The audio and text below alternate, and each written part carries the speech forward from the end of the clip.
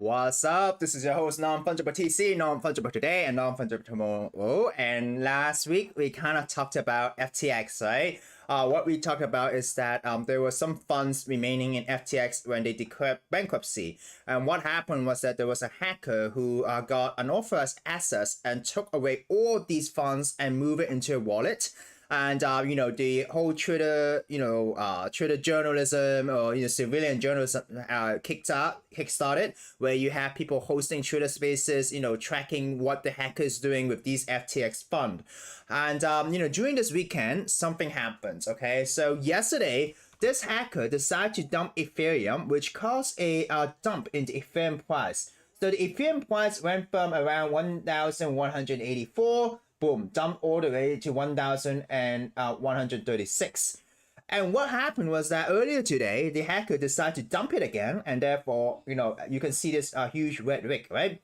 So what happens? So during this weekend, the FTX account drainer has been dumping Ethereum. So they transferred 50,000 Ethereum, which is around 600 million, to a address, and then swap that Ethereum, and that is like 30,990 Ethereum for 2,197.5 when Bitcoin. So the hacker dumped Ethereum for Bitcoin. So last week we kind of said that there's a chance that this hacker, oh hi DeFi guy, hello, let me say hi. So we kind of said that there was a chance that this hacker could be the Bahamian government, because there's some filings related to the FTX bankruptcy filing saying that they were requested by the Bahamian government to withdraw the funds. But from what we see right now, it seems like maybe this theory could be proven wrong, because it seems like this hacker is actively dumping these crypto for Bitcoin, right? And what happened is that this happened today as well, just 5 hours ago. The account drainer is dumping ETH for when Bitcoin buy a new wallet, so they keep dumping Bitcoin, right? And look at these are 5,000 ETH, 5,000 ETH dump, right? So this is a lot of Ethereum being dumped into the market, and this is the result of this, and now we're slowly climbing back up. But what we know is that the hacker still have a lot of Ethereum. They have around, I forgot how much Ethereum, but they still have a lot of Ethereum that they can continue to dump, okay? Let us look at this address, okay? So, I think this is let's see, oh wow, a lot of transaction. Anyways, I'm not gonna read this. So yeah, the hacker has been dumping Ethereum, therefore as a result, causing these downward movements. And according to Zach, right, this is what Zach has been saying. Zach is the on-chain sleuth. I have seen a lot of misinformation being spread on Twitter and the news about the FTX event, so let me debunk these 3 common things I've seen. Bahamian government are behind the FTX hack, exchange knows who the hacker is, FTX hacker is trading meme coins. So the first clue is that this is a black hat hacker, neither the officials of the Bahamian government. Is when this person started selling tokens for ETH, DAI, and BNB, and using a variety of bridges so that crypto can't be frozen, okay? Also look at the surface of this swap. The fact that this account was dumping tokens and bridging periodically was very different from the behavior from the other address that's withdrew from FTX and instead sent to a multi-sig on chains like ETH or Tron. The next clue was that this hacker sent 3,168 BNB via the BSC chain to another address and then to Huobi, right? So this other wallet has a very suspicious on-chain using sketchy service such as a small Russian exchange last a little bit, right? So maybe this hacker is funneling funds through some Russian exchange. This behavior completely differs from what was said about the debtors moving assets to cold storage or the Bahamian government moving assets to Fireblocks. Another clue was when earlier today the black hack began to sell ETH for when BTC and use when bridge. The funds will likely be sent to a mixer at some point in the future. A lot of misinformation was being spread about Kraken or other exchanges having found a hacker, but in reality it was the FTX group securing asset to multi-sig on Tron. Kraken has been used since the FTX hot wallet was out of Tron for gas. This matched the behavior of the multi-sig that has been funded via a centralized exchange as well. The withdrawal to these multi-sig match what Wayne Miller, FTX GC general counsel, said at the time. This took place hours after the initial withdrawals, right? So last year, I seen a ton of people saying that FTX hacker is trading meme coins when in reality, it's someone spoofing transfer to make it look like they are, right? Please triple check who you get that info from. Many people are using the FTX event to appear knowledgeable or for engagement when in fact they have so clue of what is going on. So according to Zach, he or she is thinking that this hacker, what if this hacker is a real hacker instead of the Bahamian government, right?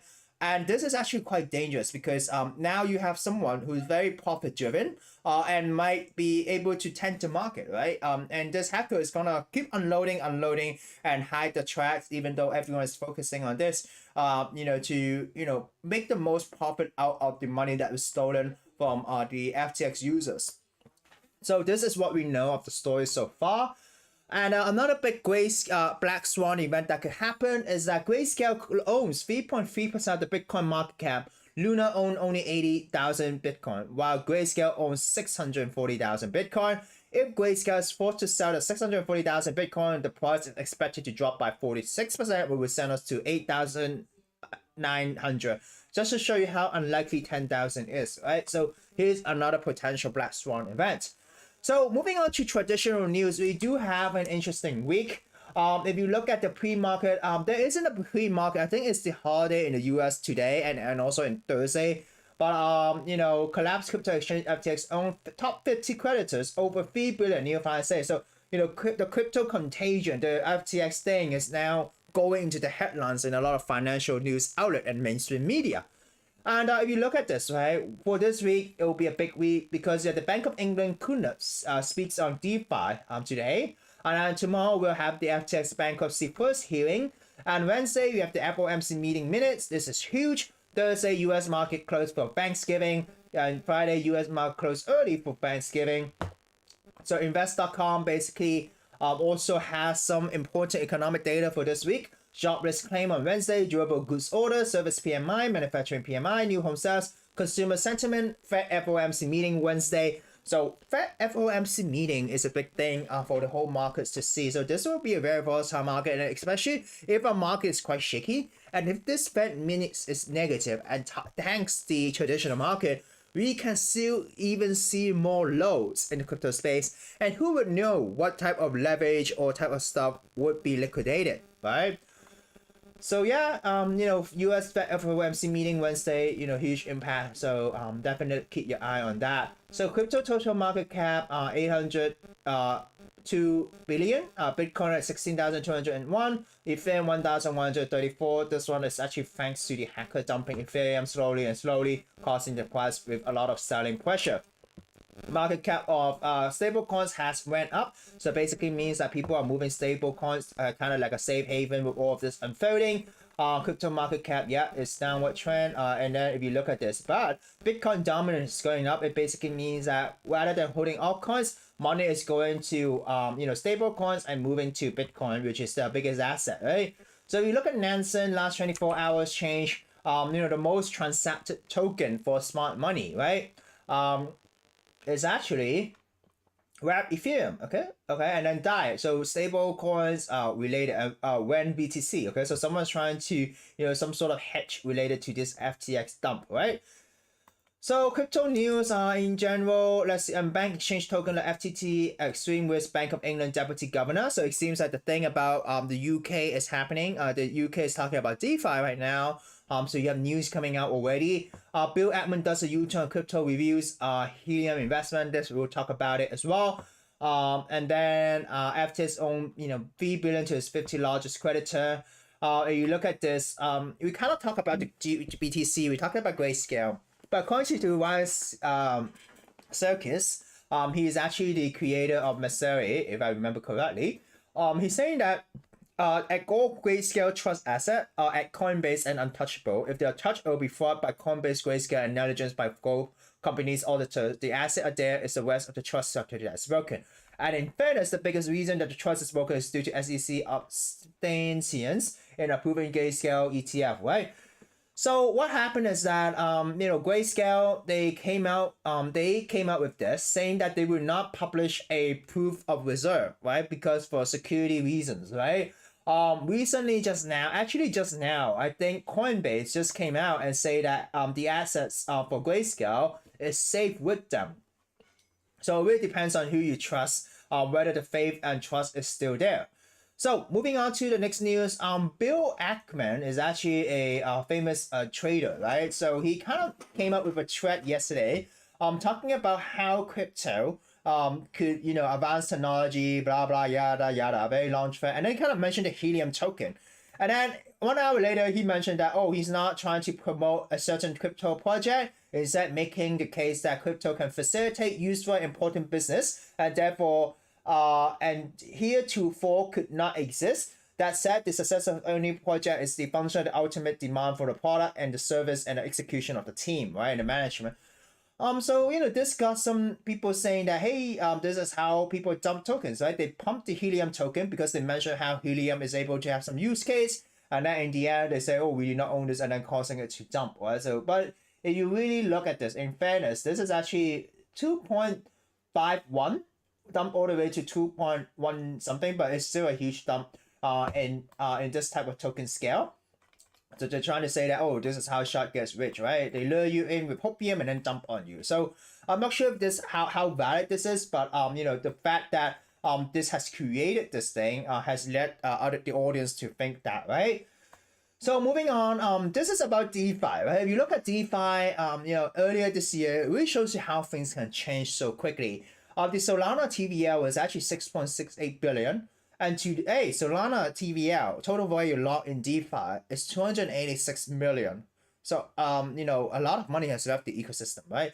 Polygon, 5.1 billion, and now Polygon is 1.1 billion, right? So a lot of money has left DeFi and also the space because of the contagion and also unwinding of the leverage, right?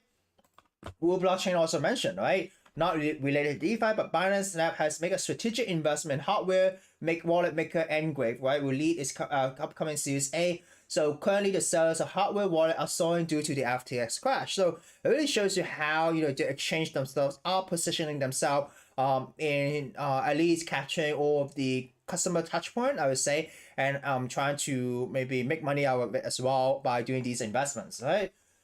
So moving on, Mr. Wells says that this actually happened yesterday. Joe Biden was saying that release critical call for game-changing global Bitcoin and crypto rules after sharp FTX collapse. So it seems like the governments, especially the U.S. government, is looking at the FTX crash, using it as a narrative to push for regulation. And I don't think this is surprising at all, right? We all know what has transpired and so on.